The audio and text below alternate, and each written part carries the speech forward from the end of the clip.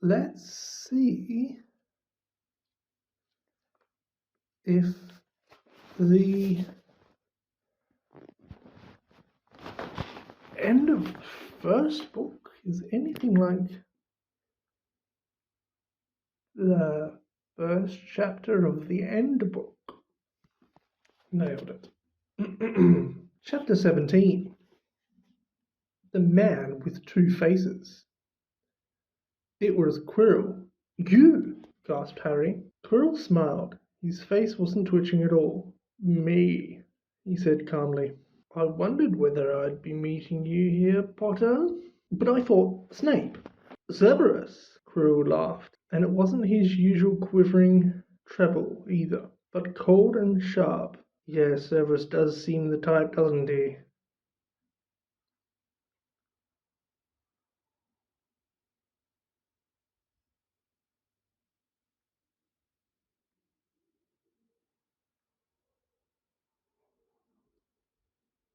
So useful to have him swooping around like an overgrown bat.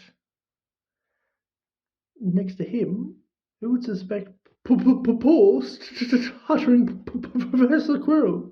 Harry couldn't take it in. This couldn't be true. It couldn't. But Snape tried to kill me. No, I tried to kill you. Your friend Miss Granger accidentally knocked me over as she rushed over to set fire to Snape at the Quidditch match. She broke my eye contact with you. Another few seconds and I'd have got you off that broom. I'd managed it before then if Snape hadn't been muttering a countercurse to save you. Snape was trying to save me. Of course, said Quirrell coolly. Why do you think he wanted to referee your next match? He was trying to make sure I didn't do anything. With Dumbledore watching, all the other teachers thought Snape was trying to stop Gryffindor winning. He did make himself unpopular. And what a waste of time. And after all that, I'm going to kill you tonight. Quirrell snapped his fingers. Ropes sprang out of thin air and wrapped themselves tightly around Harry. You're too nosy to live, Potter. Scurrying around the school at Halloween like that. For all I knew, you seen me coming to look at what was guarding the stone. You let the troll in, certainly. I have a special gift with trolls. You must have seen what I did to the other one in the chamber back there. Unfortunately, while everyone else was running around looking for it, Snape, who already suspected me, went straight to the third floor to head me off. And not only that, my troll failed to beat you to death. The three-headed dog didn't even manage to bite Snape's leg off properly. Now wait quietly, Potter. I need to examine this interesting mirror. It was only then that Harry realized what was standing behind Quirrell. It was the mirror of Erised. This mirror is the key to finding the stone, Quirrell murmured, tapping his way around the frame. Trust Dumbledore to come up with something like this. But he's in London. I'll be far away by the time he gets back. All Harry could think of doing was to keep Quirrell talking and stopping concentrating on the mirror. I saw you and Snape in the forest, he blurted out. Yes, said Quirrell idly, walking around the mirror to look at the back. He was on me by that time, trying to find out how far I'd got. He suspected me all along, tried to frighten me, as though he could. When I had Lord Voldemort on my side. Quirrell came back from behind the mirror and stared hungrily into it. I see the stone. I'm presenting it to my master. But where is it? Harry struggled against the ropes, binding him, but they didn't give. He had to keep Quirrell from giving his whole attention to the mirror. But Snape always seemed to hate me so much. Oh, he does, said Quirrell casually. Heavens, yes. He was at Hogwarts with your father, didn't you know? They loathed each other.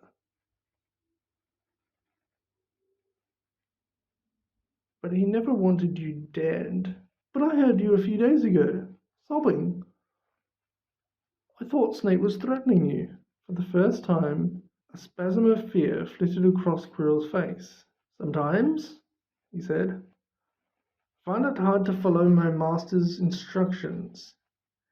He's a great wizard, and I am weak. You mean he was there, in the classroom with you? Harry gasped. He is with me wherever I go, said Quirrell quietly. I met him when I travelled around the world. A foolish young man I was then, full of ridiculous ideas about good and evil. Lord Voldemort showed me how wrong I was. There is no good and evil. There is only power, and those too weak to seek it. Since then, I have served him faithfully, although I have let him down many times. He has had to be very hard on me. Quirrell shivered suddenly. He does not forgive mistakes easily. When I failed to steal the stone from Gringotts, he was most displeased. He punished me. Decided he would have to keep a closer watch on me. Quirrell's voice tailed away. Harry was remembering his trip to Diagon Alley. How could he have been so stupid? He'd seen Quirrell there that very day, shaking hands with him in the leaking cauldron. Quirrell cursed under his breath. I don't understand. Is the stone inside the mirror? Should I break it? Harry's mind was racing. What I want more than anything else in the world, at the moment, he thought, is to find the stone before Quirrell does. So if I look in the mirror, I should see myself finding it, which means I'll see where it's hidden. But how can I look without Quirrell realizing what I'm up to? He tried to edge to the left to get in front of the glass without Quirrell noticing, but the ropes around his ankles were too tight. He tripped and fell over. Quirrell ignored him. He was still talking to himself. What does this mirror do? How does it work? Help me, Master. And to Harry's horror, a voice answered, and the voice seemed to come from Quirrell himself. Use the boy! Use the boy! Quirrell rounded on Harry. Yes! Potter! Come here! He clapped his hands once, and the ropes binding Harry fell off. Harry got slowly to his feet. Come here! Quirrell repeated. Look in the mirror and tell me what you see. Harry walked towards him. I must lie, he thought desperately. I must look and lie about what I see. That's all. Quirrell moved close behind him. Harry breathed in the funny smell that seemed to come from Quirrell's turban, closed his eyes, stepped in front of the mirror, and opened them again. He saw his reflection, pale and scared looking at first, but a moment later the reflection smiled at him. It put its hand into its pocket and pulled out a blood-red stone. It winked and put the stone back in its pocket, and as it did so, Harry felt something heavy drop into his real pocket. Somehow, incredibly, he'd got the stone. Well, said Quirrell impatiently, what do you see? Harry screwed up his courage. I see myself shaking hands with Dumbledore, he invented. I've won the House Cup for Gryffindor. Quirrell cursed again. Get out of the way, he said as Harry moved aside. He felt the Philosopher's Stone against his leg. Dare he make a break for it? But he hadn't walked 5 paces before a high voice spoke, though Quirrell wasn't moving his lips. He lies! He lies! Potter, come back here! Quirrell shouted. Tell me the truth! What do you see? The high voice spoke again. Let me speak to him. Face to face. Master, you're not strong enough. I have strength enough for this. Harry felt as if Devil's Snare was rooting him to the spot. He couldn't move a muscle. Petrified, he watched as Quirrell reached up and began to unwrap his turban. What was going on? The turban fell away. Quirrell's head looked strangely small without it. He turned slowly on the spot. Harry would have screamed, but he couldn't make a sound. Where there should have been the back of Quirrell's head, there was a face, the most terrible face Harry had ever seen. It was chalk white, with glaring red eyes and slits for nostrils, like a snake. Harry Potter, it whispered. Harry tried to take a step backwards, but his legs wouldn't move. See what I have become, the face said. Mere shadow and vapour. I have form only when I can share another's body. But there have always been those willing to let me into their hearts and minds. Unicorn blood has strengthened me these past weeks. You saw faithful Quirrell drinking it for me in the forest, and once I have the elixir of life, I will be able to create a body of my own. Now, why don't you give me that stone in your pocket? So he knew. The feeling suddenly surged back into Harry's legs, stumbled backwards. Don't be a fool, snarled the face. Better save your own life and join me, or you'll meet the same end as your parents. They died begging me for mercy. Liar! Harry shouted suddenly. Quirrell was walking backwards at him, so Voldemort could still see him. The evil face was now smiling. How touching, it hissed. I always value bravery. Yes, boy, your parents were brave. I killed your father first, and he put up a courageous fight. But your mother needn't have died. She was trying to protect you. Now give me the stone. Unless you want her to have died in vain. Never! Harry sprang towards the flame, but Voldemort screamed, Seize him! And the next second, Harry felt Quirrell's hand close on his wrist.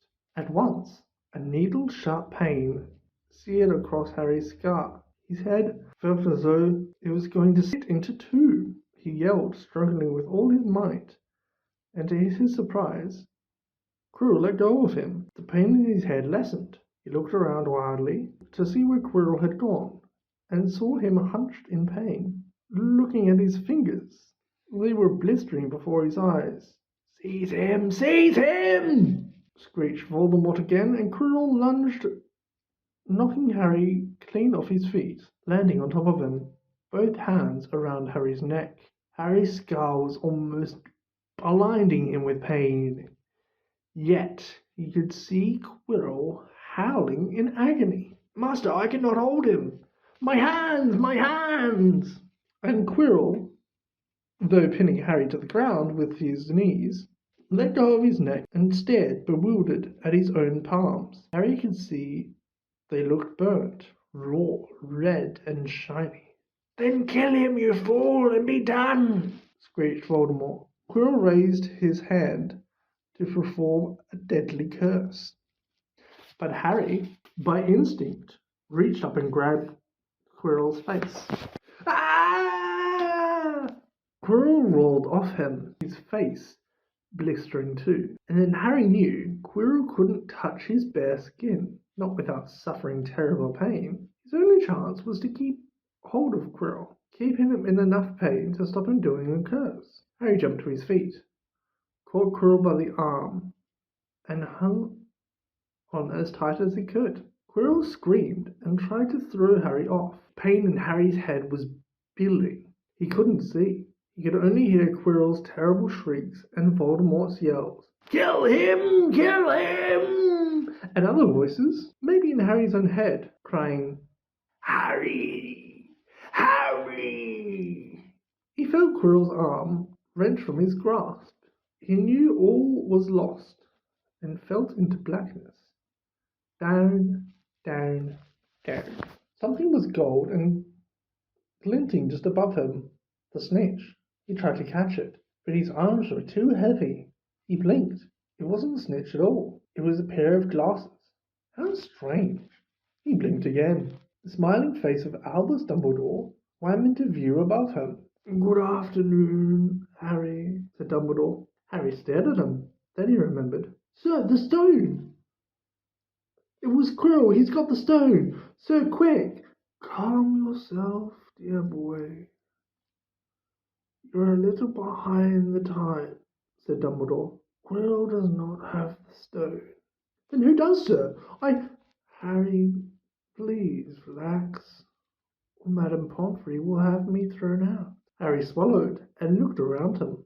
He realized he must be in the hospital wing. He was lying in bed with white linen sheets, and next to him was a table piled high with what looked like half the sweet shop. "Tokens from your friends and admirers," said Dumbledore, beaming. "What happened down in the dungeons between you and Professor Quirrell is a complete secret. So, naturally, the whole school knows. I believe your friends, Misters Fred and George Weasley, were responsible for trying to send you a lavatory seat. No doubt they thought it would amuse you. Madame Pomfrey, however, thought it might not be very hygienic, and confiscated it. How long have I been in here?" 3 days. Mr. Ronald Weasley and Miss Granger will be most relieved you have come round. They have been extremely worried." "But, sir, the stone—" "I see you are not to be distracted. Very well, the stone. Professor Quirrell did not manage to take it from you. I arrived in time to prevent that. Although you were doing very well on your own, I must say." "You got there? You got Hermione's owl?" "We must have crossed in mid-air. No sooner had I reached London than it became clear to me that the place I should be was the one I had just left. I arrived just in time to pull Quirrell off you." "It was you. I feared I might be too late." "You nearly were. I couldn't have kept him off the stone much longer." "Not the stone, boy. You. The effort involved nearly killed you. For one terrible moment there, I was afraid it had. As for the stone, it has been destroyed."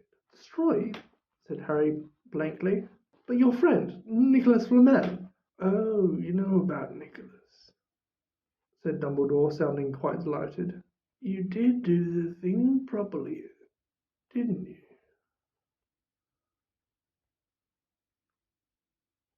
Well, Nicholas and I have had a little chat and agreed it's for the best."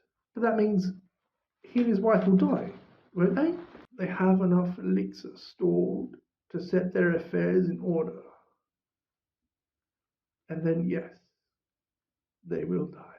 Dumbledore smiled at the look of amazement on Harry's face. "To one as young as you, I'm sure it seems incredible.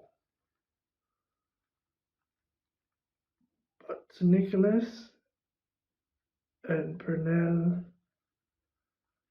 it really is like going to bed after a very, very long day.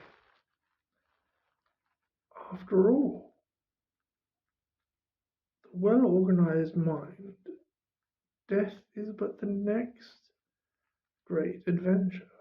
You know, the stone was really not such a wonderful thing. As much money and life as you could want. the two things most human beings would choose above all. The trouble is, humans do have a knack of choosing precisely those things which are worst for them. Harry lay there, lost for words. Dumbledore hummed a little and smiled at the ceiling.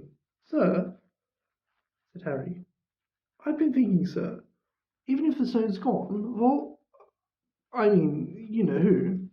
Call him Voldemort, Harry. Always use the proper name for things. Fear of a name increases fear of the thing itself." "Yes, sir. Well, Voldemort's going to try other ways of claiming back, isn't he? I mean, he hasn't gone, has he?" "No, Harry, he has not. He is still out there somewhere, perhaps looking for another body to share. Not being truly alive, he cannot be killed. He left Krill to die.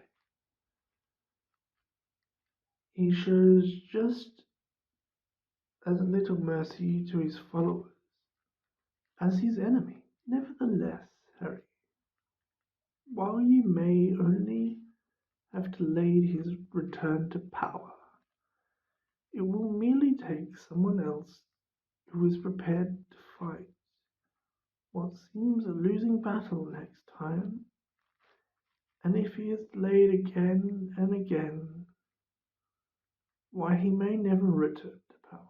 Harry nodded, but stopped quickly, because it made his head hurt. Then he said, "Sir, there are other things I'd like to know, if you can tell me. Things I want to know about. Things I want to know. The truth about the truth," Dumbledore sighed. "It is a beautiful and terrible thing, and should therefore be treated with great caution. However, I shall answer your questions unless I have a very good reason not to, in which case I beg you'll forgive me. I shall not, of course, lie." "Well, Voldemort said he only killed my mother because she tried to stop him killing me. But why would you want to kill me in the first place?" Dumbledore sighed very deeply this time. "Alas, alas, the first thing you ask me, I cannot tell you. Not today, not now. You will know one day. Put it from your mind for now, Harry.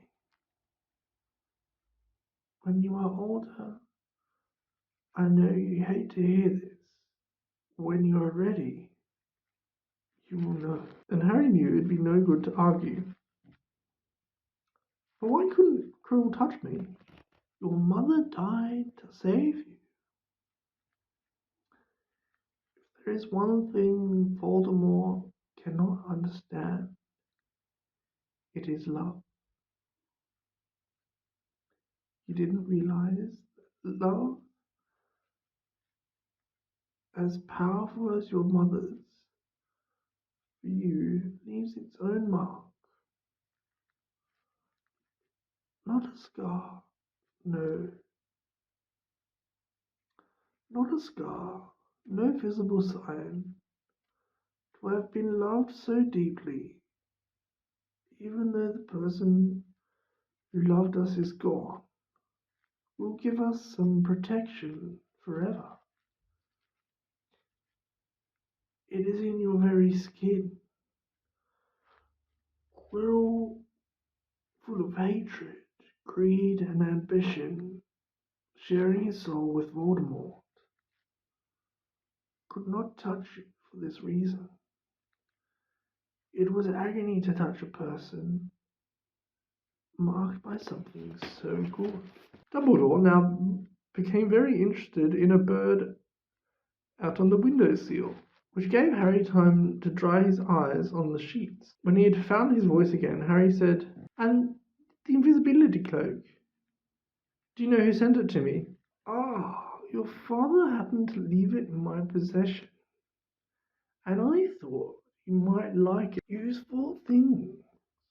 Your father used it mainly for sneaking off to the kitchens to steal food when he was here. And there's something else. Fire away. Quirrell and Snape. Professor Snape. Harry. Yes, him. Quirrell said he hates me because he hated my father. Is that true?" "Well, they did rather detest each other. Not unlike yourself and Mr. Malfoy. And then your father did something Snape could never forgive." "What?" "He saved his life." "What?" "Yes," said Dumbledore dreamily. "Funny the way people's mind works, isn't it? Professor Snape could not bear being in your father's debt.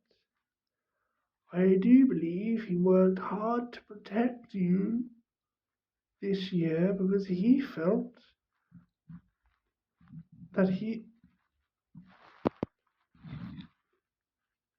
that would make him and your father quits. Then he could go back to hating your father's memory in peace." Harry tried to understand this, but it made his head pound, so he stopped. "And so there's one more thing." "Just the one? How did I get the stone out of the mirror?" "Ah, now, I'm glad you asked me that. It was one of my more brilliant ideas. And between you and me, that's saying something. You see, anyone who wanted to find the stone, find it, but not use it, would be able to get it. Otherwise, they'd see themselves making gold or drinking elixir of life. My brain surprises me sometimes. Now, enough questions. I suggest you make a start on those sweets. Ah, Bertie Potts, every flavored beans. I was unfortunate enough in my youth to come across a vomit flavored one, and since then I'm afraid I've rather lost my liking for them.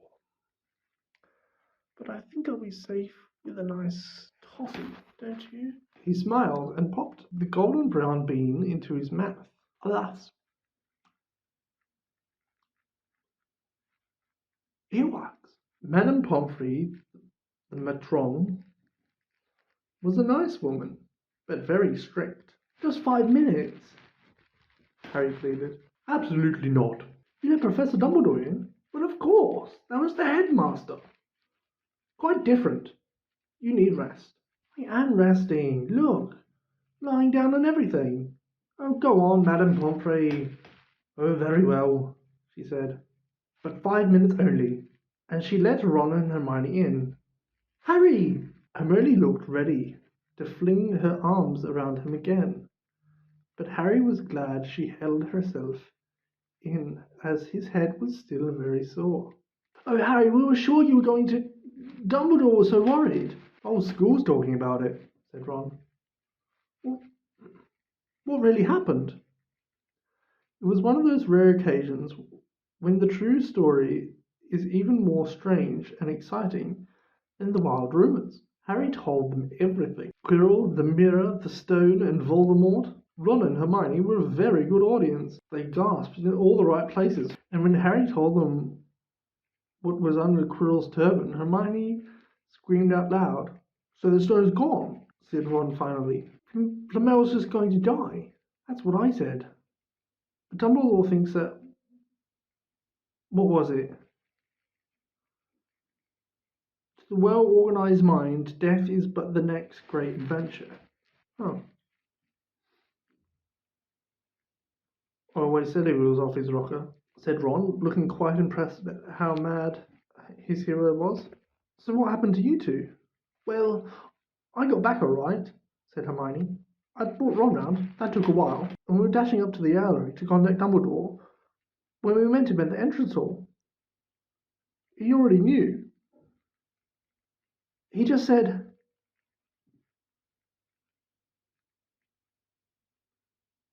Harry's gone after him, hasn't he? And hurtled off to the third floor. Do you think he meant you to do it? Said Ron. Sending you your father's cloak and everything. Well, Hermione exploded. If he did, I mean to say, that's terrible. He could have been killed. No, it isn't, Harry said thoughtfully. He's a funny man, Dumbledore. I think he sort of wanted to give me a chance. I think he knows more or less everything that goes on here, you know? I reckon he had a pretty good idea we were going to try, and instead of stopping us, he just taught us enough to help. I don't think it was an accident. He let me find out how the mirror worked. It's almost like he thought I had the right to face Voldemort, if I could. Yeah, Dumbledore's barking all right, said Ron proudly. Listen, you've got to be up for the end of year feast tomorrow. The points are all in, and Slytherin have won, of course. You missed the last Quidditch match. We were steamrolled by Ravenclaw without you. But the food will be good. At that moment, Madame Pomfrey bolstered over. You've had nearly 15 minutes, now out, she said firmly. After a good night's sleep, Harry felt nearly back to normal. I want to go to the feast, told Madame Pomfrey. She straightened his many sweet boxes. I can't I? Professor Dumbledore says you're allowed to go, she said sniffly, as though in her opinion Professor Dumbledore didn't realize how risky feasts could be. And you have another visitor. Oh, good, said Harry. Who is it? Hagrid sidled through the door as he spoke. As usual when he was indoors, Hagrid looked too big to be allowed. He sat down next to Harry, took one look at him and burst into tears. It's all my ruddy fault, he sobbed, his face in his hands. I told the evil Git how to get past Lovely. I told him. It was the only thing he didn't know. I told him. You could have died all for a dragon egg. I'll never drink again. I shall be chucked out and made to live as a muggle. Hagrid, said Harry, shocked to see Hagrid shaking with grief and remorse, great tears leaking down into his beard. Hagrid, he would have found out somehow. This is Voldemort we're talking about. He'd have found out even if you hadn't told him. He could have died, sobbed Hagrid. I don't say that name. Voldemort, Harry bellowed, and Hagrid was so shocked he stopped crying. I've met him, and I'm calling him by his name. Please cheer up, Hagrid. We saved the stone. He can't use it. I have a chocolate frog. I've got loads. Hagrid wiped his nose on the back of his hand and said, That reminds me, I got you a present. It's not a Stowe sandwich, is it? Said Harry anxiously. And at last Hagrid gave a weak chuckle. Dumbledore gave me the day off yesterday to fix it. Of course, he should have sacked me instead. Anyway, got you this. It seemed to be a handsome leather-covered book. Harry opened it curiously. It was full of wizard photographs. Smiling and waving at him from every page were his mother and father. Send owls off to all your parents' old school friends, asking for photos. Knew you didn't have any. Do you like it? Harry couldn't speak, but Hagrid understood. Harry made his way to the end of down to the end of year feast alone that night. He had been held up by Madame Pomfrey's, fussing about, insisting on giving him one last check-up, so the great hall was already full.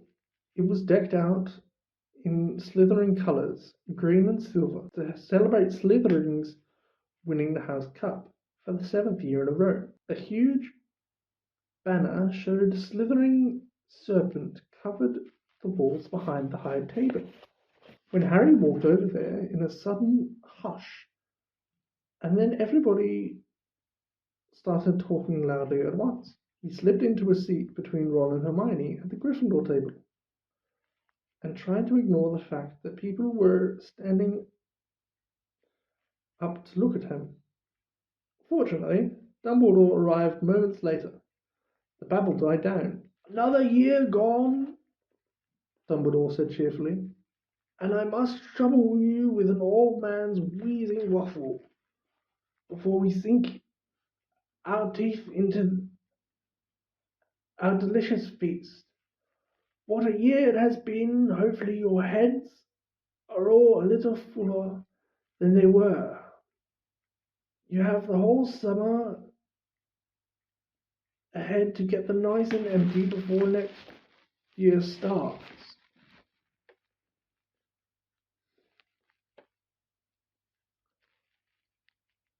Now, as I understand it, the House Cup here needs awarding, and the points stand thus. In 4th place, Gryffindor with 312 points. In 3rd, Hufflepuff with 352. Ravenclaw have 426, and Slytherin 472. A storm of cheering and stamping broke out from the Slytherin table. Harry could see Draco Malfoy banging his goblet on the table. It was a sickening sight. Yes, well done, Slytherin," said Dumbledore. "However, recent events must be taken into account." The room went very still. Slytherin's smiles faded a little. I have a few last-minute points to dish out. Let me see, yes. First, to Mr. Ronald Weasley. Ron went purple in the face. He looked like a radish with a bad sunburn. For the best played game of chess Hogwarts has seen in many years, I award Gryffindor House 50 points. The Gryffindor cheered, nearly raised the bewitched ceiling. The stars overhead seemed to quiver. Percy could be heard telling the other prefects, "My brother, my youngest brother, got past McGonagall's giant chess set." At last there was silence again. Second, to Miss Hermione Granger, for the use of cool logic in the face of fire, I award Gryffindor House 50 points. Hermione buried her face in her arms. Harry strongly suspected she had burst into tears. Gryffindors up and down the table were beside themselves. They were 100 points up. Third, to Mr. Harry Potter, said Dumbledore. The room went dead quiet. For pure and outstanding courage, I award Gryffindor House 60 points. The din was deafening. Those who could add up while yelling themselves hoarse knew that Gryffindor now had 472 points, exactly the same as Slytherin. They had drawn the House Cup. If only Dumbledore had given Harry just one more point. Dumbledore raised his hand. The room gradually fell silent. There are all kinds of courage, said Dumbledore, smiling. It takes a great deal of bravery to stand up to your enemies, but just as much to stand up to our friends. I therefore award 10 points to Mr. Neville Longbottom. Someone standing outside the Great Hall might well have thought some sort of explosion had taken place. So loud was the noise that erupted from the Gryffindor table. Ron, Harry, and Hermione stood up yelling and cheer as Neville, white with shock, disappeared under a pile of people hugging him. He had never won so much as a point for Gryffindor before. Harry, still cheering, nudged Ron in the ribs and pointed at Malfoy, who couldn't have looked more stunned and horrified if he'd just had the body bind curse put on him. Which means Dumbledore called over the storm of applause, where even Ravenclaw and Hufflepuff were celebrating the downfall of Slytherin. We need a little change of decoration. He clapped his hands, and in an instant the green hangings became scarlet and silver became gold. The huge Slytherin serpent vanished and a towering Gryffindor lion took its place. Snape was shaking Professor McGonagall's hand, and with a horrible forced smile he caught Harry's eye, and Harry knew at once that Snape's feeling towards him hadn't changed one jot. This didn't worry Harry. It seemed as though his life would be back to normal next year, or as normal as it ever was at Hogwarts. It was the best evening of Harry's life. Better than winning at Quidditch, or Christmas, or knocking out mountain trolls. He would never, ever forget tonight. Harry had almost forgotten that the exam results were still to come, but come they did. To their great surprise, both he and Ron had passed with good marks. Hermione, of course, came top of the year. Even Neville scraped through, his good herbology mark making up for his abysmal potions one. They had hoped that Goyle, who was almost as stupid as he was mean, might be thrown out, but he had passed too. It was a shame, but as Ron said, you couldn't have everything in life. And suddenly, their wardrobes were empty. Their trunks were packed. Neville's toad was found lurking in a corner of their toilets. Notes were handed out to all students warning them not to use magic over the holidays. I always hope they'll forget to give us these, said Fred Weasley sadly. Hagrid was there to take them down to the fleet of boats that sailed across the lake. They were boarding the Hogwarts Express, talking and laughing as countryside became greener and tidier, eating Bertie Bott's every flavoured beans as they sped past Muggle towns, pulling off their wizard robes and putting on jackets and coats, pulling into platform 9 3/4 at King's Cross Station. It took quite a while for them to get off the platform. A wizened old guard was up by the ticket barrier, letting them go through the gate in 2s and 3s so they didn't attract attention by all bursting out of a solid wall at once and alarming the Muggles. You must come to stay this summer, said Ron. Both of you. I'll send you an hour. Thanks, said Harry. I need something to look forward to. People jostled them as they moved forward towards the gateway, back to the Muggle world. Some of them called. Hi, Harry. Still famous, said Ron, grinning at him. Not where I'm going, I promise you, said Harry. He, Ron, and Hermione passed through the gateway together. There he is, Mum. There he is, look. It was Ginny Weasley, Ron's younger sister, but she wasn't pointing at Ron. Harry Potter, she squealed. Look, Mum, I can see. Be quiet, Ginny. And it's rude to point. Mrs. Weasley smiled down at them. Busy, yeah? Very, said Harry. Thanks for the fudge and the jumper, Mrs. Weasley. Oh, it was nothing, dear. Ready, are you? It was Uncle Vernon, still purple-faced, still mustached, still looking furious at the nerve of Harry carrying an owl in a cage in a station full of ordinary people. Behind him stood Aunt Petunia and Dudley, looking terrified at the very sight of Harry. You must be Harry's family, said Mrs. Weasley. In a manner of speaking, said Uncle Vernon. Hurry up, boy. We haven't got all day. He walked away. Harry hung back for a last word with Ron and Hermione. See you over the summer then. Hope you have a good holiday, said Hermione, looking uncertainly after Uncle Vernon, shocked that anyone could be so unpleasant. Oh, I will, said Harry. And they were surprised at the grin that was spreading on his face. They don't know we're not allowed to use magic at home. I'm going to have a lot of fun with Dudley this summer. But why are you going to make it sound so weird? Really, that's the last word is summer. As of the first word is Mr. There you go. That's blank page.